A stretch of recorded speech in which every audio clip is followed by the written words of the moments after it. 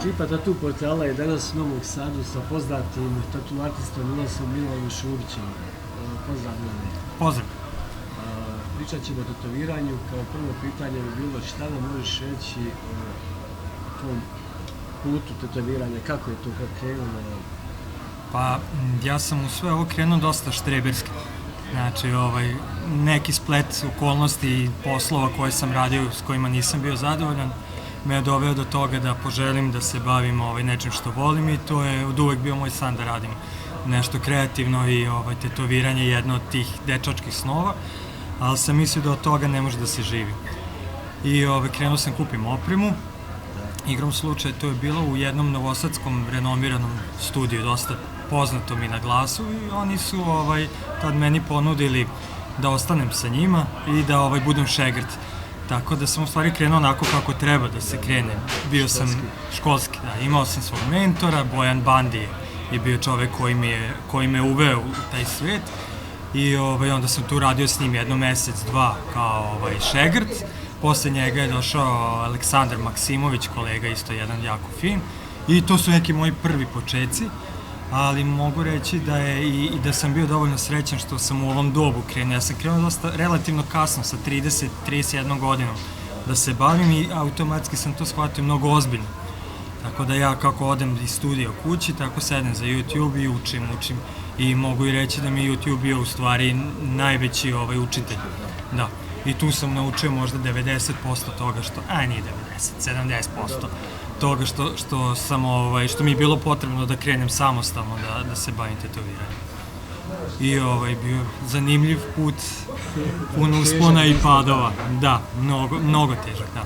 Jel ima neka određena ličnost, na primjer, koja ti je baš puno pomogla u tome, kao učitelj? Pa osim njih dvojice koji su mi, recimo, oni su mi uveli te neke stvari, neke, kako bih to rekao, neke bazične stvari koje ti možda nikad ne bi pale na pamet. Jeste, tipa zategni kožu dok radiš ili proveri voltažu, namesti, naštimuj mašinicu. To je ono što bi meni trebalo godinu dana da naučim, neko ti kaže za 5 minuta ti si to usvojio. Posle toga mi je Goran Micić dosta uticao na posle moj razvoj kad sam njega upoznao i kad sam radio sa njim, to je kad me je tetovirao. On mi je rekao da, to gurno me u to da se opredelim za jedan pravac i da to bude kolor. Da, baš to sam htio da bude sljedeće pitanje, tvoj pravac kolor. Da. Kako je krenulo to da kreneš kolor, da radiš i nešto više? Ljubav prema koloru je rano, tako da kažem, krenula. Ta inicijalna kapsula je rano krenula. Sećam se da je kolega jedan mi rekao, znaćeš da si dobar artista onog sekunda kad uradiš portret u koloru, kao da je to neki test. Ja sam malo jako sportski nastrojen i bio sam u fazonu, a sad ja moram da uradim taj kolor. I jadan neki prvi mušterija, klijent koji je uleteo unutra, ja sam njega zgrabio, uopšte nije teo ni to da radi, moramo to da radim. Ja sam njemu sirotanu to odradio i kako sam završio, znao sam da to je to. Do tad sam bio black and grey, realizam, to me je zanimalo i to sam radio. A onog trenutka kad sam prvi kolor uradio, tu je stalo sam, da, to je. Znao sam da želim, ali u Srbiji to nije bilo moguće. Svaka 50-a tetovaža je bila u koloru. Onda posle susreta sa kolegom iz Makedonije, sam rešio da to presečem i da odbijam bukvalno svakog ko želi da radi bilo šta drugo osim kolora. I bilo je strašno u početku, bilo je turbulencije, padova u primanjima, u kešu, svi od toga živimo. Ali bio sam jako uporan, nije me bilo briga. Bio sam u fazonu neki zarađujem duplo manje, dokle god radim to što želim da napravim neko ime za sebe u tom stilu koji volim da radim. I tako je i krenulo polako i nije bilo tako ni strašno, kroz pola meseca, mesec dana, već sam ja polako stekao klijentelu i već se počelo čuti da radim samo kolore i polako ljudi za kolore su i počeli da dolaze. Koliko znam, više radiš vani nego ovdje u Novom Sadu. Imaš neku paralelu da povučeš, kako je radiš ovdje u Novom Sadu, kako je na zapadnih zemljama? Da, pa sad već ovih dana neko vreme radim podjednako. koliko radim, preko toliko radim i ovde baš vodim računa da bi bio dostupan ovde ljudima i našoj klijenteli da jednostavno mogu da se pouzdaju i da će biti tu. Ali ima mnogo velika razlika u samoj kulturi tetoviranja preko i ovde i pojmu kako, na primjer, tamo klijenti kad odabiraju motiv, da li je isto kao ovde u Novom Sadu ili tamo, ili su ljudi više educirani po tom pitanju? Pa možda malo više shvataju, to jest daju artistu slobodu. Jeste, da, gde oni dođu, mada sad ja to primenjujem i kod naših ljudi, ali uglavnom dođu sa nekom grubom idejom i sve na meni. Onda ja od toga gradim polako priču, gradim dizajn i ponudim i vrlo su spremni na kompromise. I to je, ja mislim, glavna razlika između nas i njih. Dobro, naravno i u tome što su voljni da plate više, ali to ne mogu ni da krivim, naše ljude nisu u stanju da to isprate, to je normalno. Šta misliš kad tu seminarima, kako oni utiču na artista, da li je to dobra stvar za artista? Imam da, mislim u principu da jeste dobro i da mogu mnogo toga da nauče i da što se više ulaže u znanje, to će se brže napredovati, to stoji. S druge strane ima jednostavna činjenica da živimo u 21. veku i da je sve dostupno i da sve to što ćeš čuti na seminaru, ako si dovoljno vredan, sedneš, uključiš YouTube, čućeš sam i naučit ćeš sam. Sad neko je len da istražuje, neko će platiti seminar, odslušati ga, što podržavam, da me ne shvatite pogrešno, podržavam, ali postoje razni načini da se dođe do znanja. Koliko je bitna samo oprema, ta mašine i sve ostalo, kvalitetna oprema, naprimjer, za jedan kvalitetan rad ili za artista? Mislim da jeste bitna u nekom kasnijem periodu tetoviranja, u početku i nije toliko, jer mislim da svaki iole dobar artist može da uradi dobru i kvalitetnu tetovažu sa vrlo neću reći lošom opremom, ali recimo nekom, da. Razlika u tome što napredujete više, to su i motivi zahtevniji, želite da vaš fokus bude samo na tom crtačkom delu i da ne razmišljate o opremi. Tako je. Tako da u tom smislu oprema je itekako bitna i treba ulagati u kvalitetnu opremu, kvalitetne kertridže, pogotovo u kvalitetnu boju. Mislim da je to možda i najbitnije. Što zbog bezbednosti, što zbog krajnjih rezultata. Što htio sam da te pitam, kad je u pitanju boja, sad su zabranili boje prije, znači godinu dana, te sad su kolori, ograničeno je dosta tržište po tom pitanju. Hvala Bogu, pa smo na Balkanu. A ti pošto ipak radiš kolore, kako si ti u tom svemu strašio?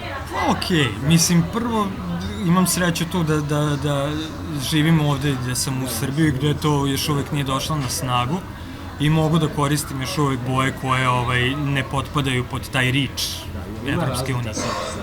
Radio sam i jedne i druge, nisam primetio neku bitnu razliku.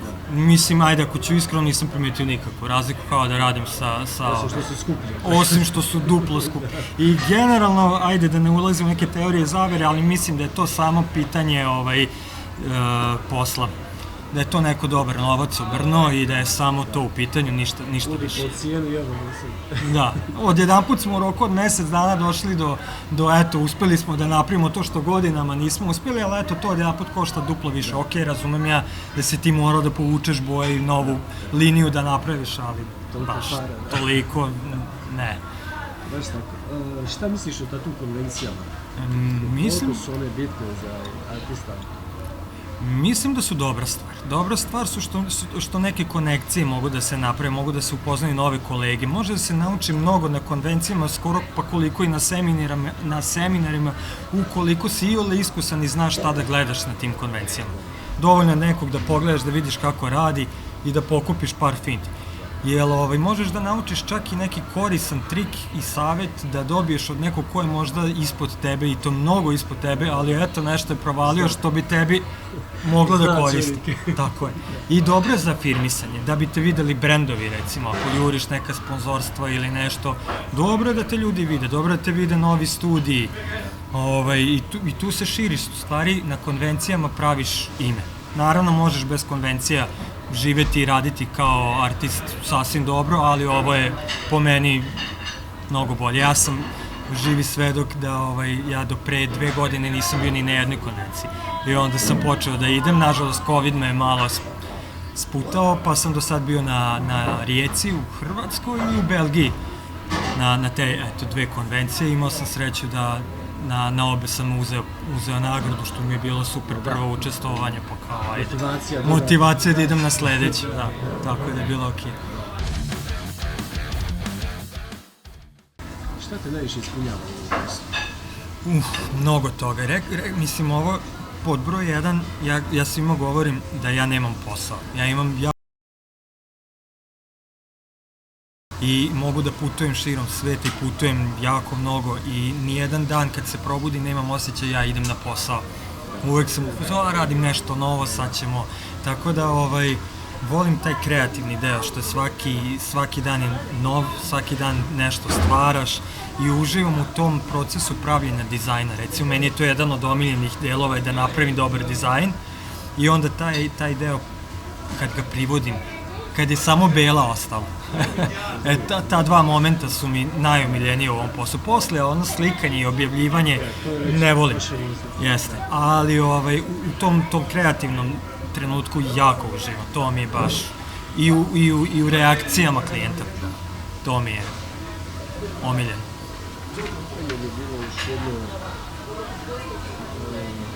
Šta bi volio sada kao izrađena ličnost, kao izrađen artist, da se znao u samom početku? Pa, prvo mislim da nisam izrađen, fali mi još dosta, ali pa ne znam da li ima, krenuo sam stvarno po PS-u i mislim da nemam baš neke stramputice kojima sam išao, mislim da bi manje više uradio sličan, jedino što bi počeo mnogo ranije da se bavim time. Krenuo sam sa 31 godinom, sad bi krenuo s 25. Eto, sad već do 31 bi verovatno Bog zna šta uradio, što možda, evo sad kaskam i kasno. Možda, eto, da sam tad znao da može da se urade neke stvari, da ne potpadam pod neke predrasude okoline u kojima se nalazim, da sam znao da od toga može i dobro da se živi i da može da se radi pravac koji želiš da radiš, a da ne slušaš ostale, da misliš da moraš da radiš sve da bi preživeo, tako da eto, to bi voleo da sam znao. Jesi razmišljao da ne tetoviraš, čime bi se bavio? Pa ili bi bio propali neki profesor fizičkog, pošto mi je to struka, ili bi bio neki, verovatno bio neki klošar, sigurno, 100% bi bio neki, nešto, da, kolega iz parka, sigurno, ne znam, ne bi dobro završio. Imaš neki dobar savjet za ljude koji tek počinju da se bave tetoviranjem, mladi, da im kažeš neki ovako savjet? Pa imam ih mnogo. Uskoro će seminar kod mene za mesec dana, pa da se šalim se neće. Ali, pa da, u principu da krenu kako treba. Treba da nađu neko ko će im pomoći, neko ko će ih uvesti u ove vode, da probaju da budu šegrti, to nije lako. Lako je sad meni reći, ja sam imao sreću. Ali ukoliko i ne mogu da budu šegrti, opet ponavljam, YouTube je tu, može se naučiti i da budu jako uporni i odgovorni. Prvo da nauče osnovne stvari, nikog da ne zaraze, da znaju šta je kontaminacija kroz kontaminaciju. Znači, prvo taj zdravstveni faktor da pokriju, onda kad to uspeju da budu malo samokritični, da znaju da li znaju da crtaju, da li su uopšte za to, da budu uporni, jako mnogo vremena treba da se radi da bi se videli ikakvi rezultati u ovom poslu. Znači da ne misle da će preko noći moći da urade portret, da idu polako, da paze na ljude na kojima uče, da ih ne upropaste, da rade nešto što posle mogu da poprave, da slušaju savete i da ne postanu dive posle godinu dana i da nikog ništa ne slušaju i da najbolje znaju. I mislim da je to najveći problem generalno ove scene, što svi sve znaju, jako su sujetni i sujeta ih ubija i mislim da je to najveći problem za dalje napredovanje i zato ih mnogo njih odustaje. Što odjedan put imaju neke neprijatelje, dušmane, ne znam kako su uspeli da ih nađu, eto. to je sad. Možda sam nešto propustio da te pitam, pa ako hoćeš mogu ti ostaviti slobodno da još nešto kažeš ako želiš što se tiče. Pa mislim da smo manje više sve pokrili, ne znam šta bih rekao, eto ja ono što mogu da pričam generalno je za taj kolor i za to što mene inspiriše i eto da U tom koloru imaš nešto određeno da radiš ili uglavnom... Pa ja se trudim da napravim neki stil, to mi je neki cilj, da kad se vidi tetovaža da se zna da je moja. I gledam da to, krenuo sam u koloru kao kolor realista, sad već gledam da to bude neki surrealizam i da dosta bih voleo da radim na nekoj, da mi radovi liče na stare radove starih majstora, baroka, renesanse, više baroka. I gledam da više vučem ka tome, da to više bude neka umetnost na prvu loptu nego da samo bude štancanje. To mi je bitno baš, eto, da napravim ime. Ja, nisam te pitao, kad završiš tetovažu, koliko je sad bitno do samog klijenta, da njegovo održavanje samih tetovaži? Mnogo, pogotovo u koloru. Kolor je jedan od vrlo zahtevnih pravaca, što za tetoviranje, što za održavanje. Jer koža je mnogo više obrađenija u koloru nego u black and greyu. Black and grey je mnogo nežniji prema koži. Jeste, više senče. U kolor, pogotovo u realizmu gde ja radim dosta tonova i podtonova, ton ispod tona koji ja moram da uradim to u više slojeva da bi to izgledalo kako treba, što znači da je koža dovedena do granice. I klijent koji izađe, koji kad završimo tetovažu, na njemu je mnogo odgovornosti da je održava, da je pazi i da to zaraste kako treba. Tako da je to jedan tango, koliko je do mene, toliko i do njih. Vrlo je bitno.